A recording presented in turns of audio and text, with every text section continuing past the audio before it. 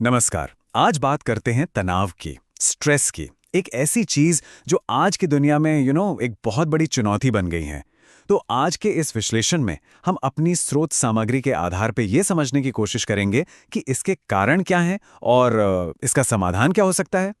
तो चलिए शुरू करते हैं। बढ़ता तनाव आज के जीवन की कड़वी सच्चाई है। वाह, ये बात कितनी सीधी और सच्ची है ना। हमारा स्रोत बिल्कुल साफ साफ कहता है कि तनाव ये किसी को नहीं बख्शता, चाहे बच्चे हों या बड़े। मतलब ये एक ऐसी प्रॉब्लम है जिससे हम सब कहीं ना कहीं किसी ना किसी तरह से जूझ ही रहे हैं। तो सवाल ये उठता है कि आखिर ये तनाव इतना फैल क्यों गया है। इस पहले हिस्से में हम इसी की तह तक जाएंगे, उन असली वजहों को ढूंढेंगे जो इस पूरी समस्या की जड़ हैं। देखिए, यहाँ जो दिलचस्प बात है वो ये है कि तनाव कोई एक वजह से नहीं होता। ये कई छोटी छोटी चीज़ों का एक मिला जुला नतीजा है। हमारी लाइफस्टाइल कैसी है, हम क्या खा पी रहे हैं, हमारा डेली रूटीन कैसा है, यहाँ तक कि हम किन लोगों के साथ उठते बैठते हैं, ये सारी चीज़ें मिलकर एक बड़ी प्रॉब्लम खड़ी कर देती हैं। और खान पान की बात हुई है तो इस पे थोड़ा और गौर करते हैं। हमारा स्रोत बताता है कि खाने का और हमारे दिमागी सुकून का सीधा कनेक्शन है।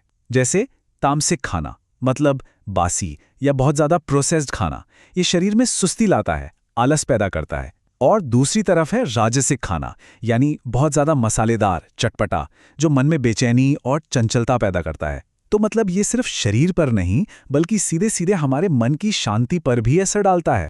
ठीक है, तो अब थोड़ा और डीप डाइव करते हैं और देखते हैं कि ये सारे फैक्टर्स असल में हमारी जिंदगी में स्ट्रेस पैदा कैसे करते हैं। ये समझना बहुत जरूरी है कि ये सब काम कैसे करता है। और ये देखिए, आज के ज़माने की सबसे बड़ी समस्याओं में से एक स्मार्टफोन की लत। और ये मत सोचिए कि ये सिर्फ युवाओं की प्रॉब्लम है, नहीं, बच्चों से लेकर बड़ों तक हर कोई इसकी गिरफ्त में है। और इसका सीधा असर हमारी लाइफस्टाइल और मेंटल बैलेंस पर पड़ रहा है।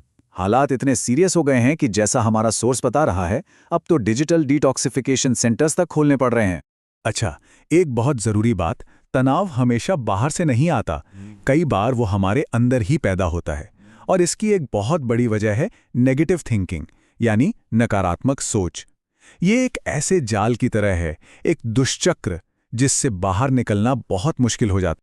तो ये चक्र काम कैसे करता है, चलिए समझते हैं। सबसे पहले तो इंसान को अपनी खुद की गलतियां दिखनी बंद हो जाती हैं। मान लीजिए किसी काम में देर हो गई तो ये नहीं सोचेगा कि शायद मैंने टाइम मैनेज नहीं किया। इसके बाद वो अपनी हर मुश्किल के लिए दूसरों को ब्लेम करना शुरू कर देता है कि अरे मेरे साथियों ने ही मदद नहीं की।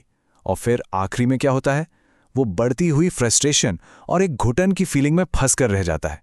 वाकई ये एक बहुत ही खतरनाक मेंटल ट्रैप है। चलिए, प्रॉब्लम्स की तो बहुत बात हो गई, अब आते हैं सॉल्यूशंस पर।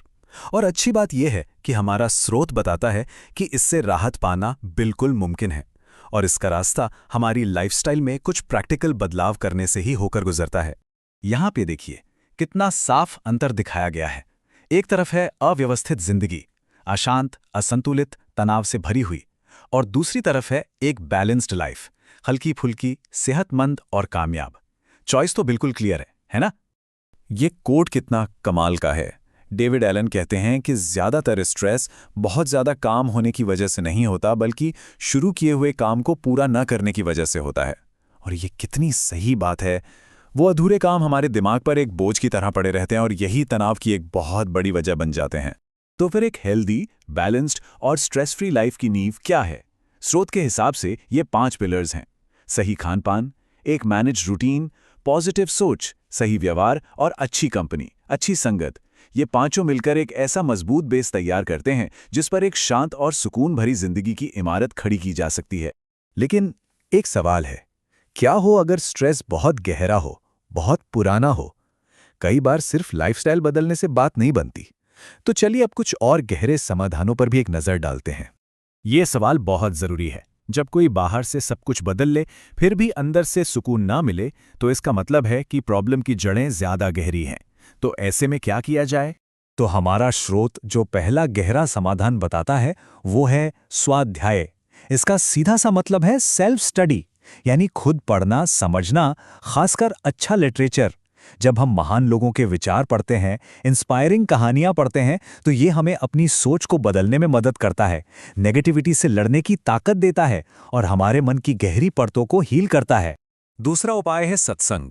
सत्संग का मतलब है अच्छे, पॉजिटिव और संत स्वभाव के लोगों की कंपनी में रहना। आइडिया ये है कि जब हम ऐसे लोगों के साथ वक्त बिताते हैं जो आध्यात्मिक रूप से आगे हैं, तो हमारी सोच पर भी अच्छा असर पड़ता है।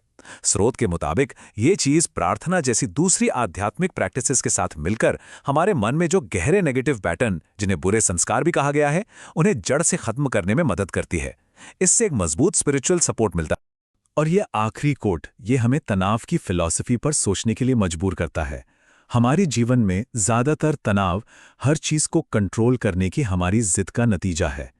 कई बार हमारा स्ट्रेस इसी बात से आता है कि हम चाहते हैं सब कुछ हमारे हिसाब से चले। शायद असली सुकून इसी बात को मानने में है कि हम सब कुछ कंट्रोल नहीं कर सकते। तो इस पूरी बातचीत के बाद चलिए एक आखिरी सवाल पर सोचते हैं। ऐसा कौन सा एक सिर्फ एक प्रोडक्टिव कदम है जिससे तनाव को कम करने का सफर शुरू हो सकता है? शायद इस सवाल का जवाब ढूंढना ही पहला और सबसे जरूरी कदम है।